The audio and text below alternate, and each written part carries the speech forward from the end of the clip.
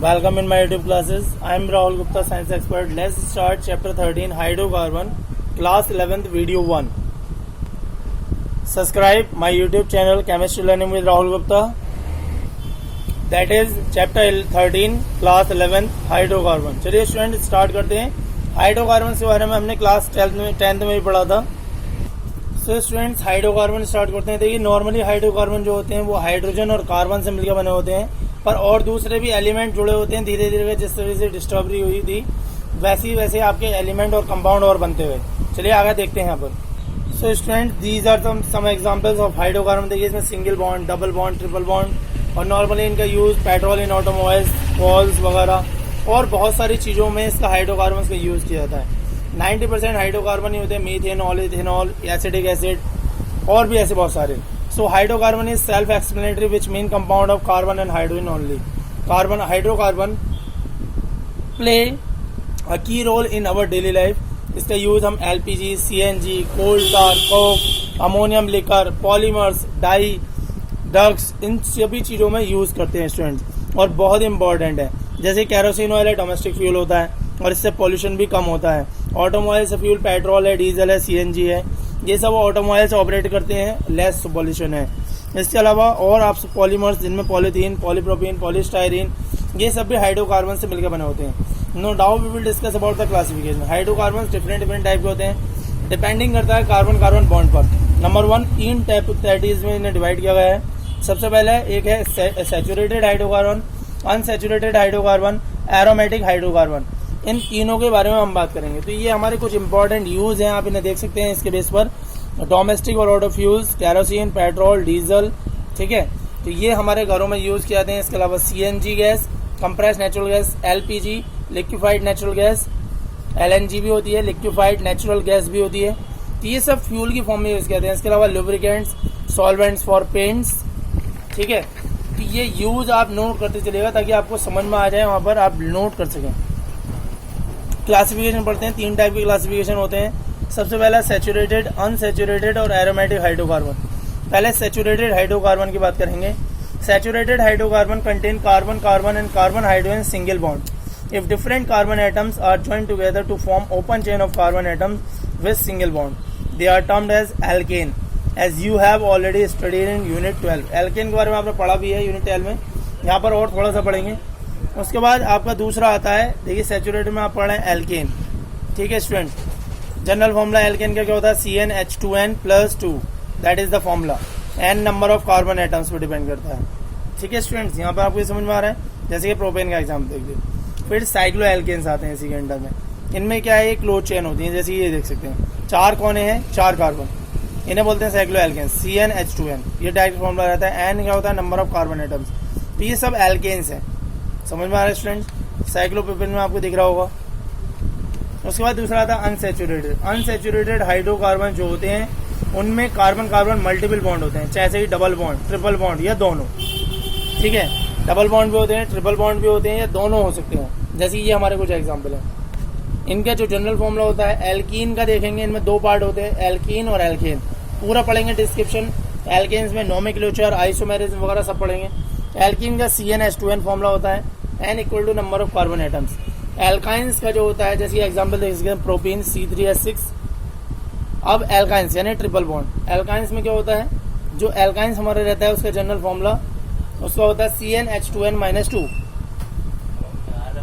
Alkynes CnH2n-2. यहाँ पर आप प्रोपाइन का एग्जाम्पल देख सकते हैं. और उसके बाद आता है aromatic compound. Aromatic hydrocarbon are special type of cyclic compound.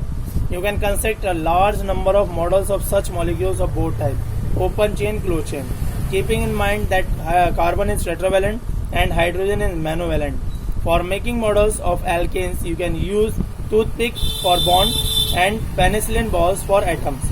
For alkene, alkyne and aromatic hydrocarbon, a spring model can be constructed. Alkanes में आपका सिंगल बॉन्ड है सारे, यहाँ पर देख सकते हैं स्ट्रक्चर में. एल्कीन में एक डबल बॉन्ड रहेगा, एल्काइन में आपका एक ट्रिपल बॉन्ड रहेगा. सैचुरेटेड हाइड्रोकार्बन रहता है एल्केन. सो एल्केन के बारे में हम बात करें तो ये ओपन चेन हाइड्रोकार्बन होता है. कार्बन कार्बन सिंगल बॉन्ड होता है. जैसे मीथेन इसका पहला मेंबर है. सबसे पहला मीथेन जो है गैस जो है वो कोल माइंस और मार्सी प्लेसेस में मिलते हैं, इसलिए मार्स गैस भी उसे कहते हैं, ठीक है स्टूडेंट्स. अब यहाँ पर आप देख सकते हैं कैसे हाइड्रोजन रिप्लेस होते हैं. और कैसे आपके नए कंपाउंड बनते हैं। जनरल फॉर्मूला आपको CnH2n+2 मैंने अभी बताया था। Hydrocarbon are inert under normal condition as they don't react with acid, base और अदर रिएजेंट। ठीक है स्टूडेंट, इसीलिए उन्हें बोलते हैं पैराफिन्स। क्या बोलते हैं? पैराफिन्स। ठीक है, होमोलोजियस सीरीज देखेंगे अभी इसके बारे में। होमोलोजियस सीरीज क्या होती है? ये मीथेन पहला कंपाउंड 109.5 डिग्री एंगल रहता है, टेट्राहेड्रन, रेगुलर टेट्राहेड्रन शेप रहती है इसकी। उसके बाद इथेन C2H6। ठीक है, in alkane tetrahedra are joint together in which carbon carbon carbon hydrogen bond length are 154 picometer and 112 picometer respectively. ये आपने पहले ही पढ़ा है। ठीक है, carbon carbon carbon hydrogen sigma bond formed होते हैं उनके बीच में। ओवरलैपिंग होती है sp³ hybrid orbitals of carbon, 1s orbitals of hydrogen atom. Understand friends? Methane, ethane, propane, butane, ये इसकी सीरीज रहती है। जैसे इसमें और भी ले सकते हैं, ये प्राइमरी, ये सेकेंडरी। सेकेंडरी में क्या होता है? एक कार्बन से 2 कार्बन जुड़े होते हैं। प्राइमरी में एक ही कार्बन होता है। देख सकते हैं आप यहाँ पर, ये देखिए, यदि एक कार्बन से एक कार्बन जुड़ा हुआ है तो केवल आपका प्राइमरी, 2 जुड़े हुए हैं सेकेंडरी, 3 जुड़े हुए हैं टर्सरी कार्बन। जैसे ये कुछ एग्जाम्पल है बहुत इंपॉर्टेंट। 4 कार्बन जुड़े हुए हैं क्वाटनरी कार्बन। जैसे इनके IUPAC नेम भी पढ़ते रहेगा, नियो रहता है ये जनरल नेम इसका। तो ब्यूटेन के आइसोमर्स भी रिप्रेजेंट होते हैं। ये एक जनरल है, जिसे बोलते हैं हम नॉर्मल ब्यूटेन, एन ब्यूटेन बोलते हैं इसे। ठीक है, ये इसमें एक 1 डिग्री है, 2 डिग्री वाले हैं। देखिए मीथेन का देखिए, इथेन का फॉर्मूला, प्रोपेन का, इन्हें नोट करते चलेगा, नोमेक्लेचर भी एंड टू एंड समझ जाए। तो मीथेन यदि एक रहेगा कार्बन तो meth, eth, prop, but, pent, hex, hept, ऐसे ही आप इनके नाम जोड़ते चले जा सकते हैं। सो यदि हम स्ट्रक्चर में डिफरेंस कहीं मिलता है, difference in properties due to the difference in their structure, this is known as structural isomer. It is also clear that structure 1 and structure, यहाँ पे देखिए स्ट्रक्चर जो है डिफरेंट है। अब यदि चेन में डिफरेंट आता है तो उसे चेन आइसोमर्स कहते हैं। ठीक है, चेन आइसोमर्स आप ब्यूटेन का देख सकते हैं, यहाँ पर चेन जुड़ी हुई है तो ये ब्यूटेन है आपका। इसके अलावा पेंटेन भी, ब्यूटेन 2 आइसोमर रिप्रेजेंट करता है, पेंटेन 3 आइसोमर्स रिप्रेजेंट करता है। ये देखिए पेंटेन के आइसोमर्स, नाम भी डिफरेंट है। IUPAC बहुत इंपॉर्टेंट है, ध्यान से देखते चलिएगा। अब बच्चों एक काम करना है, एक होमवर्क है आपके लिए, यहाँ पर हेक्सेन के आइसोमर्स आपको बनाने हैं। हेक्सेन के 5 आइसोमर्स बनेंगे, मैं नाम बता देता हूँ। N hexane, 2 methyl pentane, 3 methyl pentane, 2,3 dimethyl butane और 2,2 डाइमिथाइल ब्यूटेन। आपको ये बनाकर देखना है अपनी कॉपी पे। तो नंबर ऑफ कार्बन एटम्स बताएंगे, उसके आइसोमर कितने। C4 के लिए 2, C4 C5 के लिए 3, C6 के लिए 5 और C12 के लिए 355 आइसोमर्स हैं, 355 आइसोमर्स। यहाँ पर आप समझ सकते हैं 1 डिग्री, 2 डिग्री, 3 डिग्री भी समझ गए होंगे स्टूडेंट्स। तो इन्हें बोलते हैं आप terminal carbon atoms are always primary. Carbon atom attach to two carbon atom is known as secondary. यदि 3 कार्बन टर्सरी, 4 क्वाटनरी। ठीक है, इस तरीके से हम बोलते हैं। एल्कीन, एल्काइल ग्रुप होगा, एल्काइल ग्रुप में एक हाइड्रोजन कम, CnH2n+1, एल्केन की जगह बन जाएगा एल्काइल। ठीक है स्टूडेंट्स, इस तरीके से ध्यान रखिएगा आप। यदि हम डेकेन की बात करें 10, तो उसके लिए 75 आइसोमर्स होते हैं। मैंने अभी बताया आपको C12 कितने 355 बताए ना, बताए। तो ये IUPAC नेम्स रूल्स एक बार देख लेते हैं। IUPAC नेम रूल्स वैसे आपको लास्ट मैंने यूनिट में पढ़ाया था, बहुत ब्रीफली पढ़ाया पूरी तरीके से। देखिए सबसे पहला की स्टेप बाय बाय समझेगा। ये सबसे पहले आपको longest continuous chain of carbon atom देखनी है, जो भी सबसे लंबी कार्बन चेन है। सेकंड, फिर लॉन्गेस्ट पेरेंट कार्बन चेन को नेम देना है, स्टैंडर्ड नेमिंग रूल्स है। At the name of each side chain before the name of the parent atom and number the present carbon atoms so that the sum of the numbers assigned to be each subsequent will be a least number. Write the name of the side chain with its number before as prefix to the name of the root word of the parent carbon chain. If there are multiple side chain of the same type attached to the parent carbon atom, use prefix such as di, tri to indicate it with its carbon atom. देखिए यहाँ पर आपका ये ध्यान से देखिएगा, ये pentane group है, 3 आइसोमर्स हैं। कैसे नाम करेंगे? पहले वाले का सीधी चेन, दूसरी चेन, सेकंड वाले। तो एक एक करके देख चलिए। ये 6 रूल हैं टोटल आपके IUPAC लिखने के लिए, नेम नोट करते चलिएगा। सीधी स्ट्रेट चेन है, 6 कार्बन, N पेंटेन। नीचे वाले में एक साइड चेन जुड़ी हुई है, तो 2 नंबर पर जुड़ी हुई बोलेंगे 2 मिथाइल और 4 कार्बन है ब्यूटेन। उसके बाद नीचे वाले में देखेंगे आप, तीनों की अलग अलग चेन है, तो बोल देंगे 2,2 डाइमिथाइल और प्रोपेन, 2,2 डाइमिथाइल प्रोपेन। चेन देखते चलेंगे। यहाँ पर सबसे लॉन्गेस्ट चेन में कितने कार्बन है? लॉन्गेस्ट चेन का मतलब ये नहीं है कि आड़े टेढ़ी नहीं चलेगी, सबसे लंबी वाली पकड़ लेंगे, चाहे वो आड़ी जा रही है, टेढ़ी जा रही है, कैसी भी जा रही है। दिख रहे मिथाइल ब्यूटेन। अब इसकी पोजीशन देखेंगे, यहाँ पे मिथाइल है, 2 मिथाइल है तो डाई बोल देंगे। देखिए डाई 2 नंबर पे 2 हैं तो डाई डाई बोल देंगे। डाई का मतलब होता है 2 कार्बन है आपके। फिर उनकी पोजीशन लेंगे, ऊपर वाला 2 नंबर पे जुड़ा हुआ है 2 मिथाइल ब्यूटेन हो जाएगा, नीचे वाला भी 2 नंबर पे जुड़े हुए हैं, 2 जुड़े हुए हैं बस, तो 2,2 डाई मिथाइल, दोनों ही पोजीशन देंगे 2,2 डाई मिथाइल। आगे नंबरिंग देखिए सेकंड वाले पे। अब लास्ट वाले में देखिए डाई और ट्राई का यूज करना है। यदि 2 होते हैं 3 होते हैं तो हमने यूज कर लिया, देखिए डाई, ये आ गया 2 है तो 2,2 di methyl, 2,2 di methyl propane. इस तरीके से ये आपका पूरा IUPAC नेम होता है। ध्यान से नोट करते रहिएगा स्टूडेंट्स। वीडियोस पसंद आए तो वीडियोस को लाइक करनी है, शेयर करना है, चैनल सब्सक्राइब करना है। Channel name chemistry amazing learning chemistry with Rahul Gupta students. 2,2 di methyl propane समझ में आ रहा है स्टूडेंट्स, बहुत इंपॉर्टेंट। देखिए यहाँ पर तीनों नाम देख लीजिए एक बार पेंटेन वाले के। ये पेंटेन के आइसोमर्स हैं। ऐसे कितनी भी लॉन्गेस्ट चेन ली जा सकती है, कितनी भी लॉन्गेस्ट चेन, बस आपको तो फोकस करना है कि यहाँ पर लॉन्गेस्ट चेन कौन सी है। Draw the chain of the carbon atom from the molecular formula, number of carbon atoms with the parent carbon chain, attach the substance alkyl group given as a prefix in the name of to the carbon atom as specified in the numbering, satisfy the remaining valence of the each carbon atom by putting the requisite number of hydrogen atom। ये हमारे कुछ die structure है। अब ये कुछ नाम दे रहे हैं आपको, 3-ethyl 2,2 डाईमिथाइल पेंटेन। इसका आपको स्ट्रक्चर बनाना है। स्ट्रक्चर बनाएंगे कैसे, देखिए पेंटेन का मतलब 5 कार्बन, लिखिए 5 कार्बन। सेकंड पोजीशन पर डाई मिथाइल, तो सेकंड वाले पर एक एक मिथाइल ग्रुप जोड़ देंगे। नंबरिंग कर दिया हमने 1 2 3 4 5। देखिए 2 नंबर 3 पर इथाइल है, एल्काइल ग्रुप को प्रीफिक्स करेंगे। ये स्ट्रक्चर बनाना आपको सिखा रहा हूँ स्टूडेंट्स, बहुत ही अच्छी बात है, स्ट्रक्चर बनाना आपको सीखना चाहिए। ठीक है स्टूडेंट्स, देखिए अब आगे बात करते हैं प्रिपरेशन ऑफ एल्केन्स। अब एल्केन्स की बात करें तो अनसैचुरेटेड हाइड्रोकार्बन से एल्काइल हैलाइड कार्बोक्सिलिक एसिड, ये 3 फंडे हैं आपके जिनसे बन जाता है ये।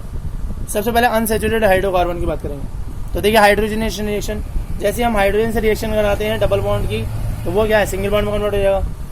तो dihydrogen gas add to alkenes and alkynes in the presence of finely divided catalyst like platinum, palladium, nickel to form alkanes, और इस प्रोसेस को कहते हैं हाइड्रोजनेशन।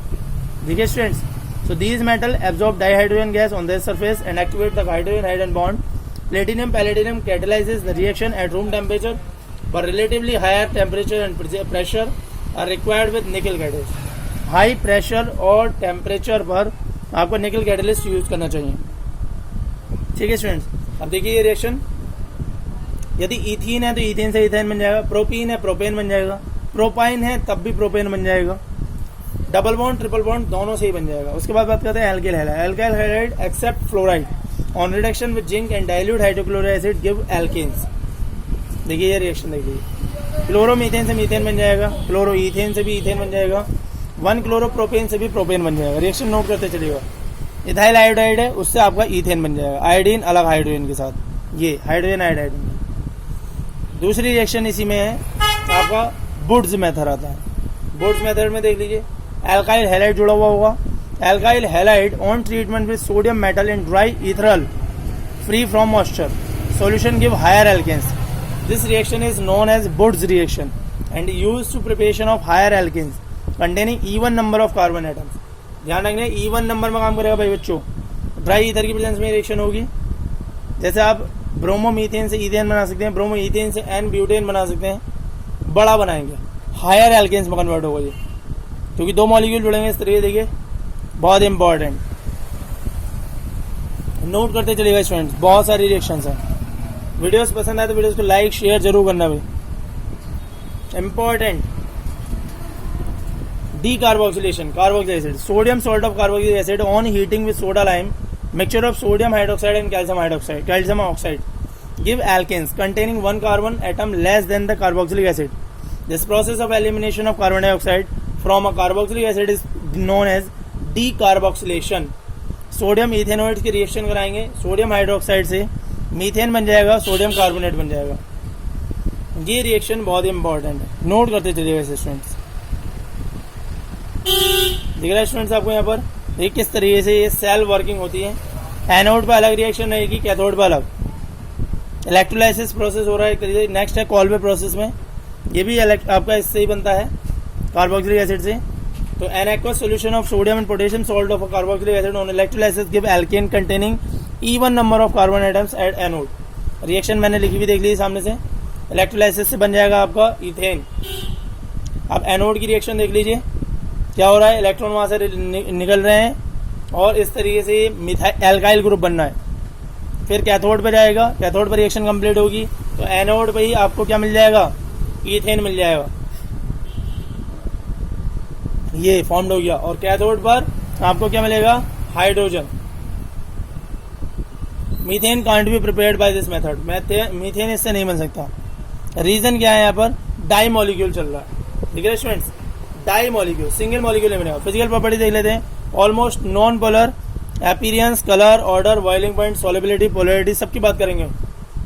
तो appearance, alkanes are almost non polar molecules because of the covalent nature of carbon hydrogen bond due to very little difference of the electronegativity between carbon and hydrogen atom. Weak van der Waals forces pauses.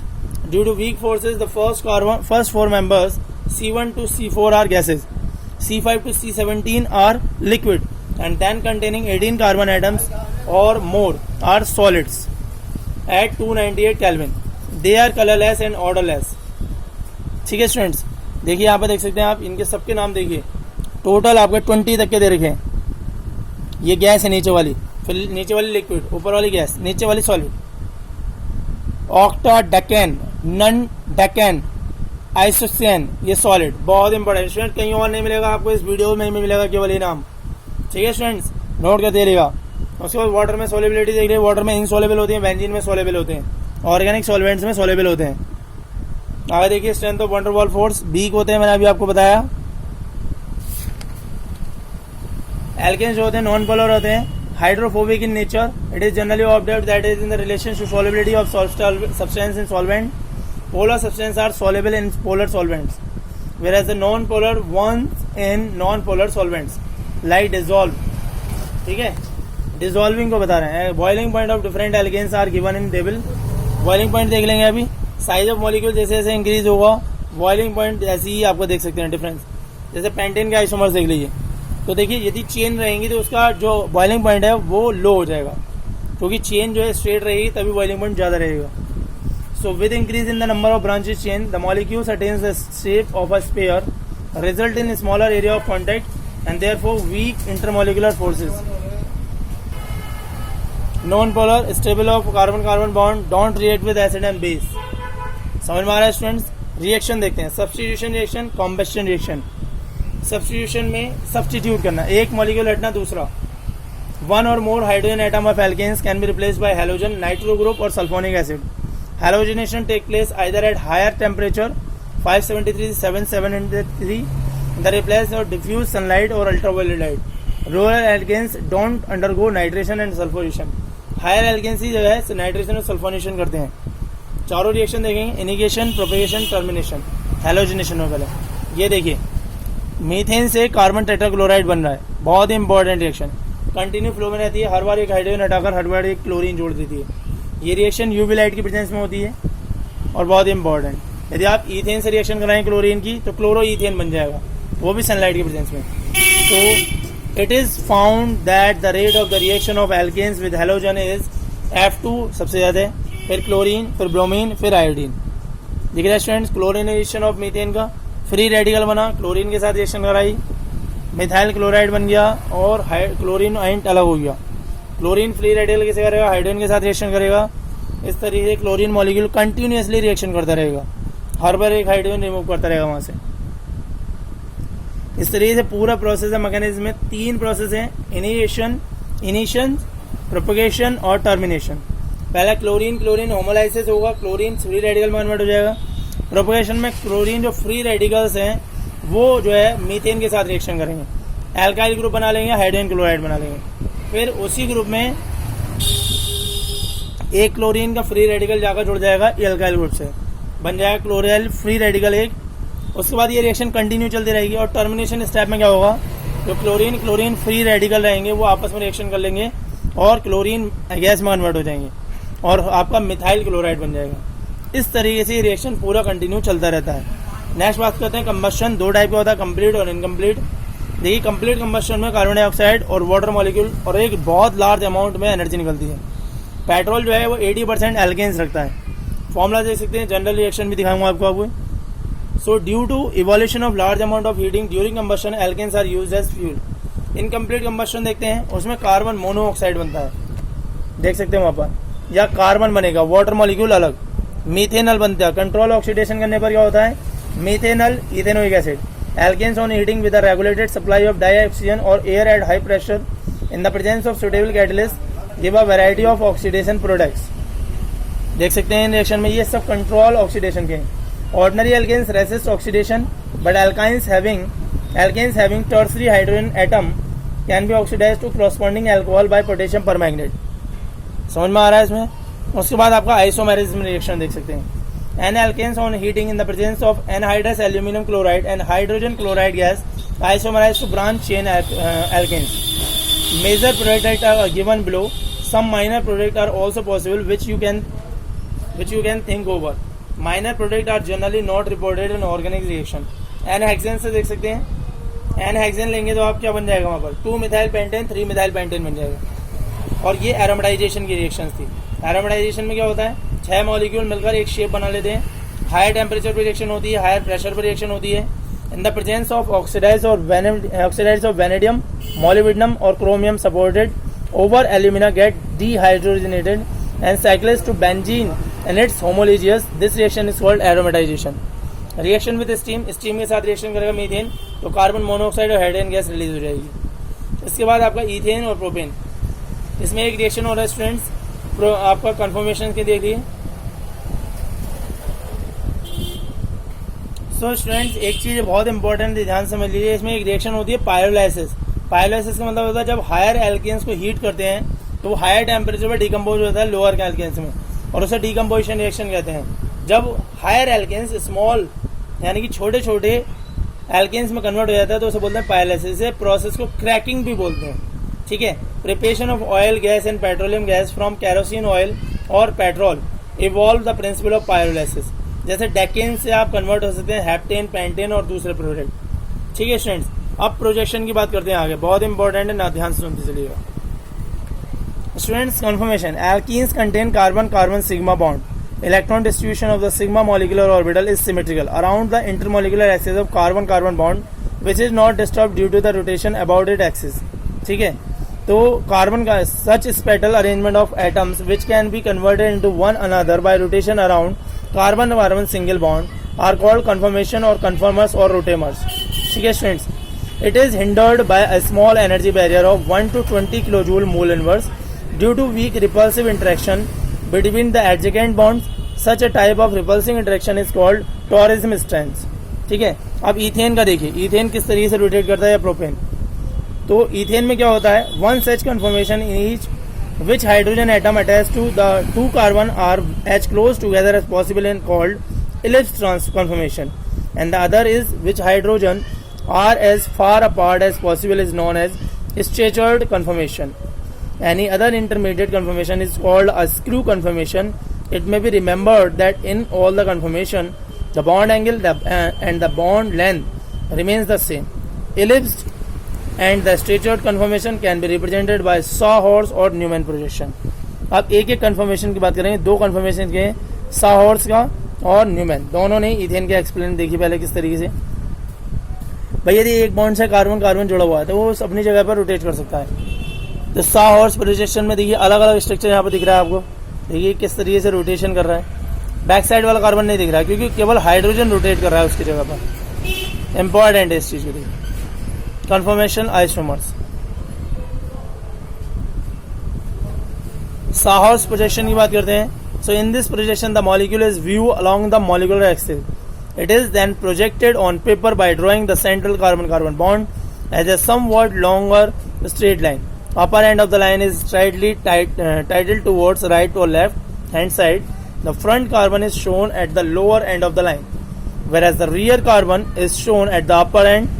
Each carbon has 3 lines attached to its corresponding to their 3 hydrogen atom.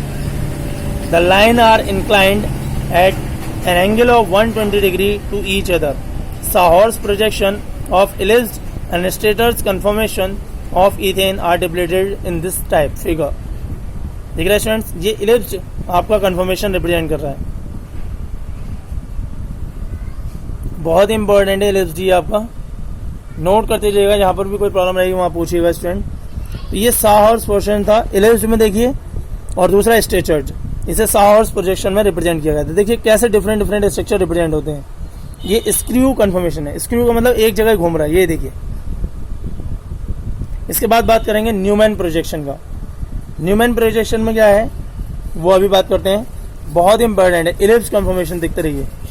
फिर statured conformation देखिए कैसे rotate कर रहा है.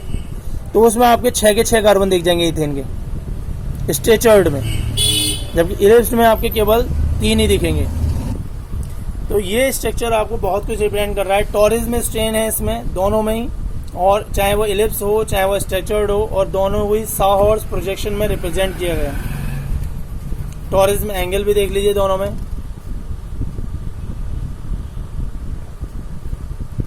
तो जो repulsive interaction represent होता है उसे बोलते हैं torsion strain. Repulsive interaction energy देख लीजिए. उसके बाद दूसरा कंफर्मेशन होता है आपका Newman projection. So in this projection the molecule is view at carbon carbon bond head on. The carbon atom nearer to eye is represented by a point. 3 hydrogen atom attach to the front carbon atom are shown by 3 lines draw at angle of 120 degree to each other. The rear carbon atom, the carbon atom away from the eye, is represented by a cycle, and the 3 carbon atom are shown attached to it by the shorter lines drawn at an angle of 120 degree to each other. इसे बोलते हैं Newman projection. केवल lines ही दिखेंगी बस आपको. ये देखिए, ये है sawhorse projection. Back end front, that type of lining will be represented. दिख रहा है स्टूडेंट आपको साहॉर्स प्रोजेक्शन में लाइंस ही केवल आपको दिखेंगी. ये बन गया पीछे की तरफ लाइन, बिल्कुल ऐसे जैसे 2 लोग डंडे लेके चले हों. Angle 120 degree to each. तो इसे बोलते हैं साहॉर्स प्रोजेक्शन इलिप्स और स्टेचर्ड कन्फर्मेशन में. स्टेचर्ड का मतलब आपने समझ में आ गया ना. एक बार दोबारा सुन लीजिए. इलिप्स क्या होता है? One such conformation in which hydrogen atom attach to 2 carbon atom as close together as possible is called ellipsed conformation, and the other in which hydrogen are as far apart as possible is known as the staggered conformation. और इसे ही कोई और intermediate conformation होता है तो उसे बोलते हैं स्क्रू इन्फॉर्मेशन, स्क्रू कन्फर्मेशन.